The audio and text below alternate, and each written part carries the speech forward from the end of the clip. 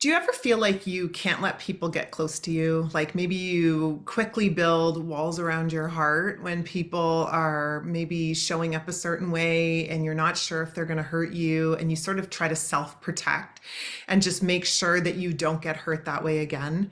You crave connection, but something keeps pushing people away. And it's like there's a part of you that is not fully able to let people in because there's so much fear that they might hurt you. And today I want to talk about how to open your heart to deeper relationships, just like Jesus did, and let down some of those protective walls so you're not pushing people away. My name is Alana Palm. I'm a Christian trauma release and mind renewal specialist, and I love helping women release the pain and the hurt of the past by resting in God so that they can improve all their relationships and have those deep connected relationships with others. Past trauma can leave us feeling guarded and afraid to get close to people. This is a really normal kind of after effect with trauma, especially because so much trauma happens in a relational aspect. It happens in relationship with adults when we're young, or other friends, or people, or bosses, or even a marriage partner, boyfriend, right? Girlfriend, if you're a man listening. And it can actually create something in us which says, I need to protect myself because I never want to get hurt that way again. But guess what? God actually designed us for connection. And you might know that, but you might still say, well, I don't know how to deal with the part of me that wants to have a wall up. And I understand so much. I have had huge walls up in my life, and I was so afraid of getting hurt. So I understand how hard this can be. But I'm going to tell you, when you are more secure in yourself, you're not so worried about other people hurting you because you've got everything you need from God. And I want to talk about the story of Ruth and Naomi. These were two strong women who leaned on each other through thick and thin. Ruth 1:16-17 is the reference, right? And it's the kind of beautiful connection that we all deserve. We all deserve to have people in our life who truly love us, who truly want the best for us, and who we can let in and they can let us in. We can be vulnerable with one another. So let's explore how to break free from those walls and build these meaningful relationships, even when you're feeling a little afraid inside. Let's talk about how we can do that just with using God's love as our guide. So first of all, understand the push, right? We all have a why behind why we push people away. Maybe you've gone through past hurts, or you have a fear of rejection, or even a feeling deep down of not being good enough. Like there's a shame there of not being enough, and you don't really want people to get to know you. And let's reflect for a minute. Like, when do you feel the urge to push someone away? I want you to pay attention to, whether there is a specific type of situation that triggers it. If there's a belief in your mind that says, this person's going to hurt me, like danger, danger, I need to shut down. And what that is it's a part of you deep inside that says, I cannot trust and I need to self-protect. And remember, Jesus understands your pain, right? He endured rejection too. So if you're afraid of rejection, just lean on him. He understands, right? As you explore these feelings, he can bring you comfort. The other thing you need to focus on is breaking the cycle of shutting down with prayer and forgiveness. So prayer, first of all, is powerful. You can talk to God about your struggles. You can ask for his guidance in letting go of past hurts, and forgiveness is key, right? So praying, having this relationship with him, it's going to change your heart. The more you pray, the more you talk to God and listen to God, right? Prayer isn't just about us talking, it's about sitting, being still and listening. We can actually have a closer relationship with him, which starts to heal us from the inside out.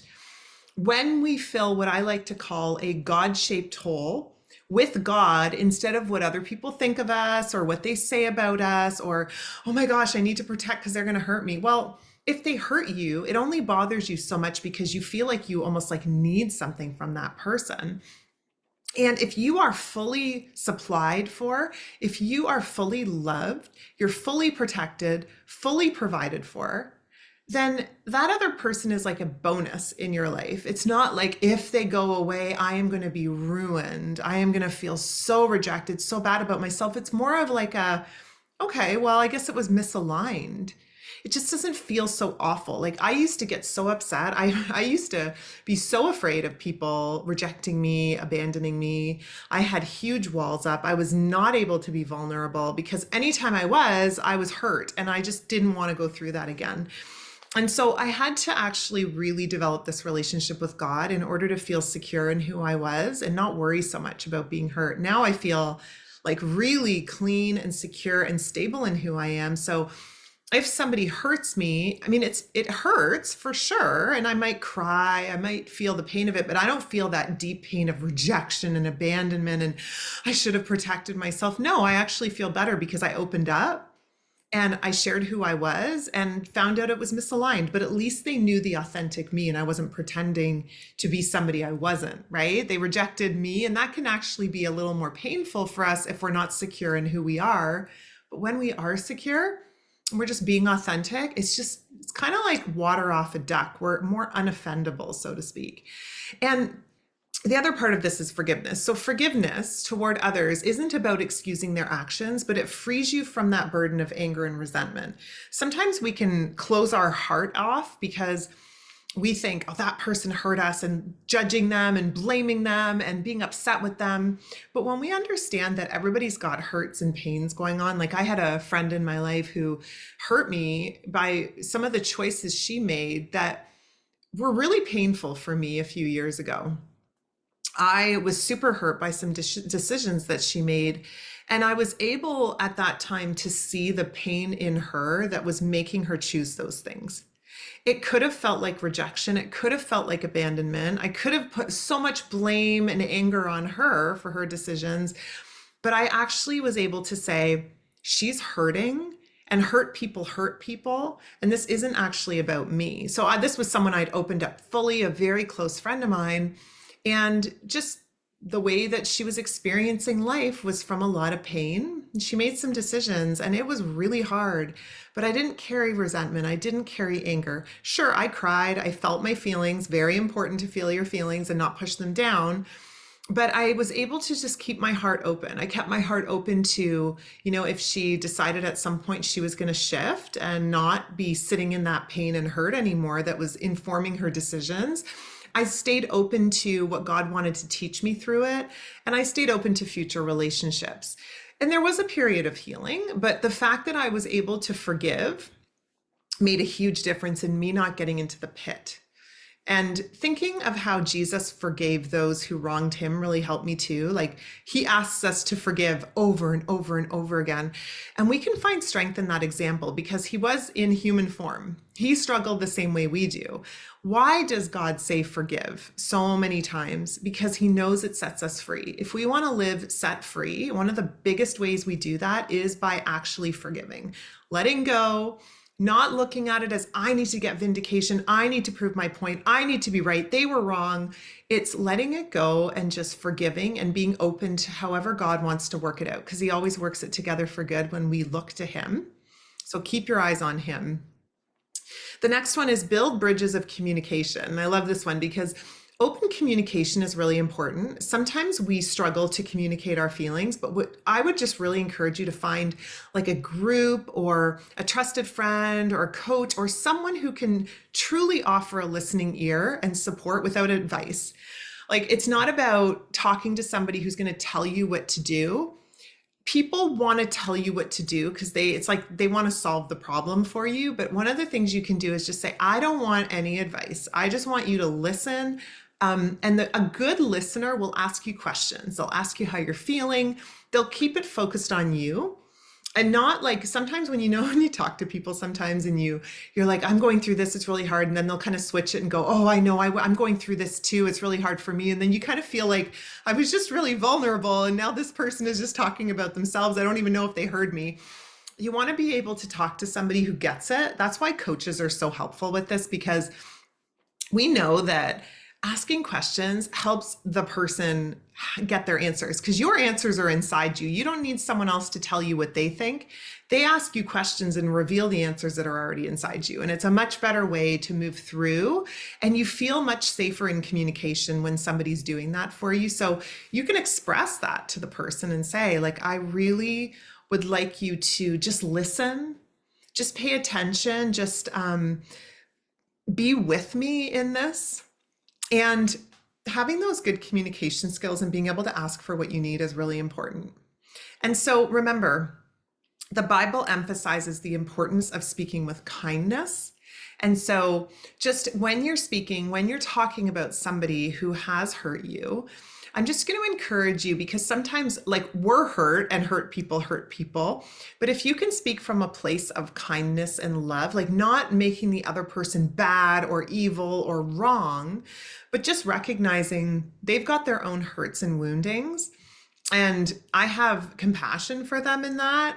But I also have a lot of compassion for myself, and I'm not going to put up with that kind of treatment. Like, but not like, dragging their name through the mud, because you're just going to feel bad about that afterwards, right? So the next one is vulnerability. There is so much power in vulnerability. And I know being vulnerable is super scary. I would have given anything to not be vulnerable at one point in my life. Like, don't see me, don't see what's going on inside. Just look at the presentation that I'm putting in front of you, and that will be good. But that is not how we form true connections. And, I encourage you to let someone see the real you. I know it's hard, because if you get rejected being the real you, it can feel worse. But what if you could do it this way? What if you could feel so good about who you are that even if the person didn't respond the way you wanted, you were totally okay with it? You're like, okay, well, that's unfortunate, but all right, well, I'm moving on to the next thing, right? Like, it doesn't take you out. And you get to be the real you. God gave you so many gifts. He gave you ways of being that are unique to you. And if you're hiding those things, like, why? Like, what is that doing for this world when you hide who you truly are? And sometimes we hide parts of ourselves because we don't like them. But one of the things you can do is actually heal those parts of you that you don't like, right? And we all have parts of us that we go, oh, I wish I could change that behavior. I wish I didn't react that way when I was triggered. I wish I could do this differently. Work on it then.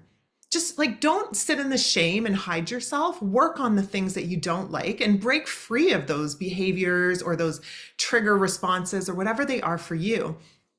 And that can help so much in being able to be vulnerable.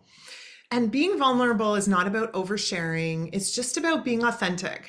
It's not like I got to tell everyone everything about how I'm feeling. It's just like being the authentic you, not being afraid to be who you are.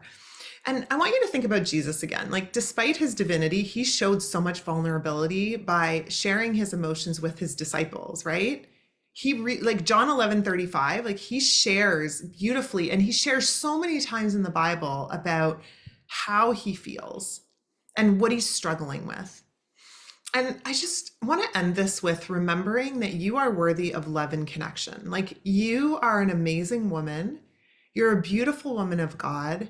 And just take it one step at a time, right? Opening your heart can be scary. I get it, but it's also incredibly rewarding.